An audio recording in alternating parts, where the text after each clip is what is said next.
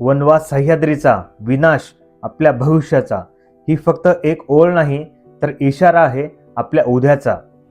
कालपर्यंत हिरव्यागार सह्याद्रीच्या कुशीमध्ये पक्ष्याची एकदम मस्त गाणी घुमायची.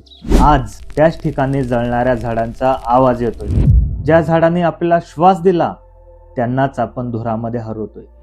एक सिगरेटची ठिणगी, एक निष्काळजीपणाचा क्षण आणि हजारो वर्षाची निसर्गाची कमाई राख होते. तुम्ही कधी विचार केलाय का? जंगल जळतं त्यावेळेस फक्त एक झाड मरत नाही, तर एखाद्या पाखराचं घर जातं, एखाद्या प्राण्याचं आयुष्य संपतं आणि आपल्या मुलाच्या भविष्यावर काळी सावली पडते. सह्याद्री नेहमी ओरडतोय, वाचवा मला, पण आपण फक्त मोबाईलमध्ये व्यस्त आहेत, लाईक्स आणि व्ह्यूजमध्ये हरवलेले. आज जर आपण उठलो नाही तर उद्या आपल्या मुलांना हिरवागार डोंगर दाखवायला फक्त फोटोच उरतील. म्हणून आज एक स्वतःला वचन द्या, निसर्गाला जपणार, झाडांना मित्र मानणार.